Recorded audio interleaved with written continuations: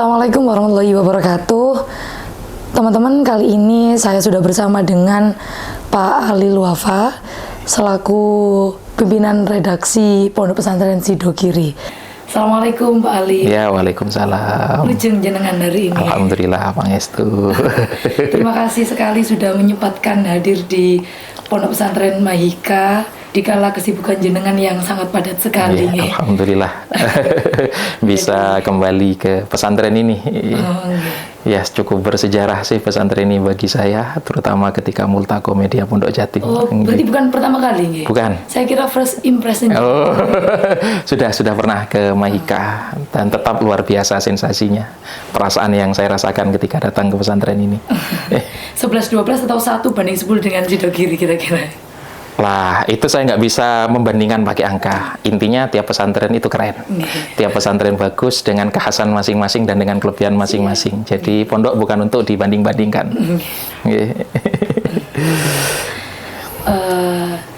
Ngobrol-ngobrol tentang pesantren kali ini kan isu yang lagi viral kali ini kan orang awam yang bukan background dari pesantren atau orang yang di luar pesantren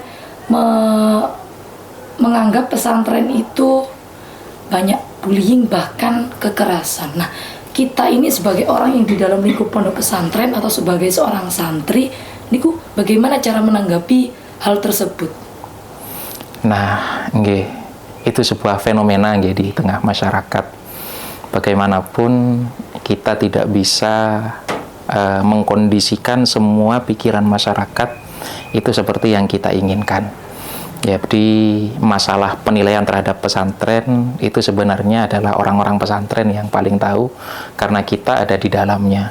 Dan orang yang tidak tahu pesantren kemudian memberikan penilaian tentang pesantren, maka kalau kita gambarkan itu seperti melihat hanya dari cangkang saja, tapi tidak melihat isinya. Tapi yang pasti kita sebagai orang-orang yang hidup di lingkungan pesantren, bagaimanapun insya Allah tidak ada pesantren yang mengajarkan hal-hal tidak baik. Semua pesantren mengajarkan kebaikan. Jadi pesantren adalah tempat untuk mendidik peserta didik agar menjadi insan-insan yang mereka punya karakter baik. Itu menjadi pondasi pesantren. Kalau dalam bahasa kitabnya itu adalah mencetak santri agar menjadi ibadillah as-solihin, ya. Hamba-hamba Allah yang soleh. Sedangkan hal-hal lain yang menjadi kekhasan pesantren itu merupakan pengembangan. Jadi pesantren ini pengembangannya ke arah mana, kemudian santri nanti punya skill apa, kelebihan apa. Tapi secara pondasi hampir semua pesantren itu punya semacam akar tunggang yang sama. Jadi sekiranya santrinya jadi orang baik gitu aja, di mana saja, kapan saja, kemudian berada di posisi apa saja. Jadi kayak gitu. Terkait kemudian isu-isu sensitif bahwa banyak terjadi bullying di pesantren, kemudian juga kekerasan di pesantren, termasuk juga adalah pelecehan seksual, mohon maaf ya kan, yang terus-menerus diberitakan secara masif. Bagaimanapun sekarang kita perlu objektif menyikapi itu. Jadi karena kita orang pesantren, maka apa yang perlu kita lakukan? Ya, kita tidak menganggap itu sesuatu yang benar. Jadi bagaimanapun itu fakta terjadi. Cuman yang menjadi problem adalah ketika itu diberitakan secara terus-menerus, kemudian banyak pesantren seperti itu. Lah di sini kita perlu objektif, banyak itu sebanyak apa, ya kan? Data terbaru saya coba lihat-lihat searching tadi, pesantren itu hampir 40.000 seluruh Indonesia. Itu pun yang terdaftar resmi, ya kan, di PD Pontren. Di luar itu sebenarnya lebih banyak lagi pesantren-pesantren yang tidak terdata secara resmi. Kalau kemudian ada sebuah kejadian kekerasan lah, kita ambil contoh, atau bullying, itu sebenarnya bisa terjadi di mana saja. Bisa terjadi di pesantren, bisa terjadi juga di luar pesantren. Kebetulan kejadian itu ada di dalam pesantren.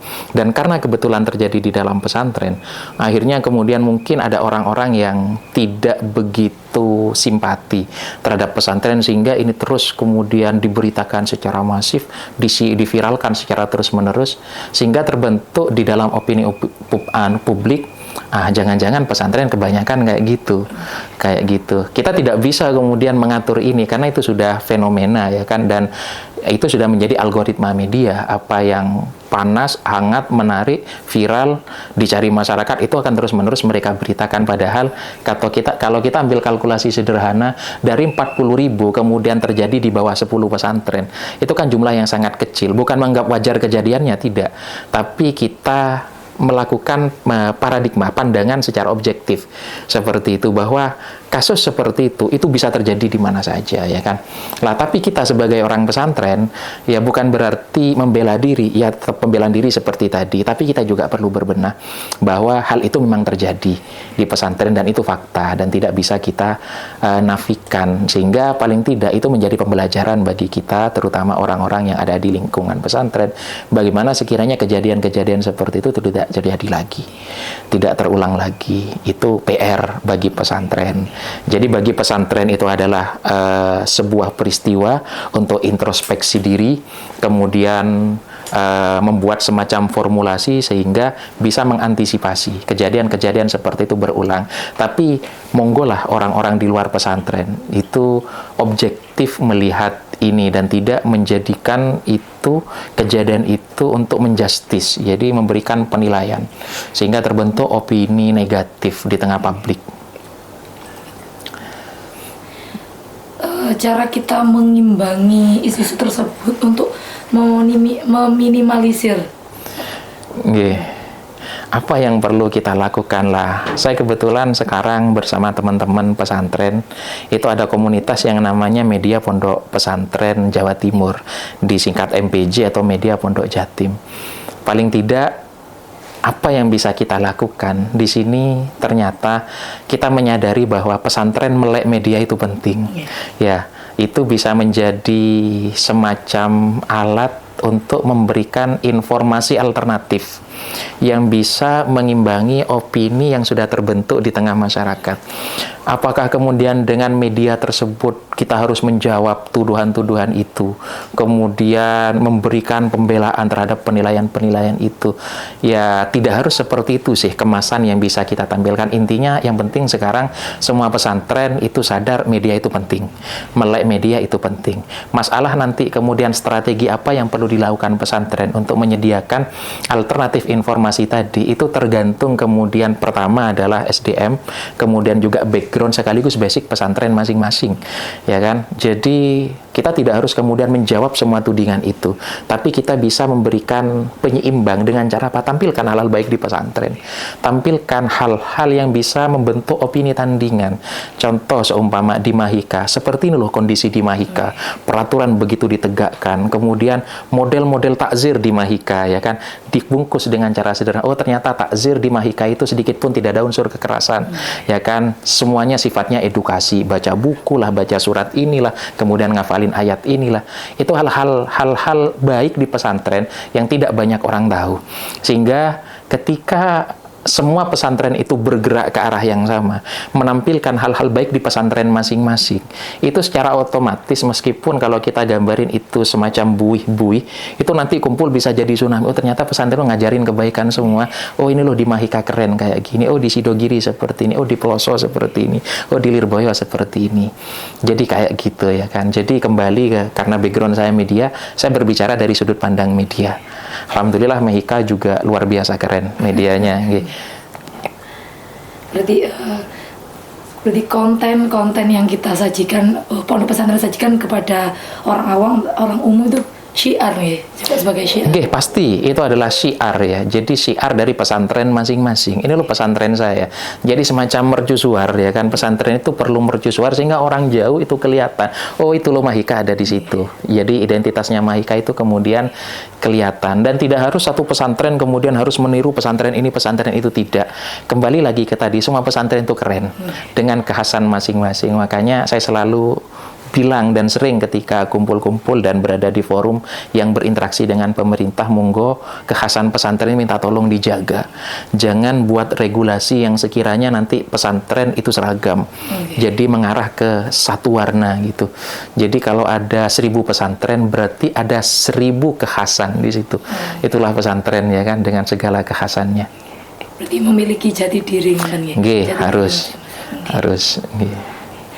Saran, kesan dan pesan jenengan juga saran jenengan terhadap media di Pondok Pesantren Mahika? Nggih, untuk di Mahika bagus sih, keren menurut saya. Nggih, fasilitas semuanya terpenuhi. Tapi nggih, paling tidak saya berbicara secara global dulu, bukan hanya di pesantren Mahika, karena banyak pesantren yang tidak semuanya bisa seterpenuhi Mahika berbagai kebutuhannya. Jadi banyak pesantren yang masih tertatih-tatih di sana. Tapi ada sebuah jargon yang selalu dipegang oleh teman-teman sekalian, bahwa kita bermedia di pesantren itu pertama, itu bagian dari khidmah kita. Bagian dari khidmah kita kepada pesantren, dan insya Allah orang-orang pesantren masih percaya barokah. Ya kan, barokah itu tidak terlihat tapi bisa kita rasakan. Kemudian yang kedua, pesantren dengan berbagai keterbatasannya, terutama di dunia media, itu ada sebuah jargon, keterbatasan melahirkan militansi. Keterbatasan melahirkan militansi. Jadi kalau saya ambil gambaran sederhana itu seperti ini. Pesantren itu jumlahnya sekitar 39.000 sekian gitu kan ya. Itu kalau kita bandingkan dengan jumlah umat Islam seluruh Indonesia, itu kan nggak sebanding. Padahal pesantren itu merupakan oase. Oase itu sumber air yang menjadi pemenuhan kebutuhan dahaga masyarakat. Jadi kalau ambil kalkulasi sederhana, jumlah umat Islam di Indonesia itu sekitar 230 juta. Dan dengan komitmen keislamannya, mereka butuh informasi, butuh tuntunan. Kemudian mereka juga butuh panduan dalam mereka berislam. Dan kalau saya berani mengatakan bahwa semua itu ya, informasi, tuntunan, panduan dalam kita berislam, itu kan lewat sumbernya yang primer dan otoritatif. Dan itu semuanya ada di pesantren. Dan tidak semua orang itu bisa masuk pesantren. Dan tidak semua orang itu kemudian bisa mengakses sumber primer ini. Ini kebaikan semua sebenarnya lah. Sekarang gimana sekiranya kita sebagai orang pesantren itu menjadi khairunas anfa'uhum linas.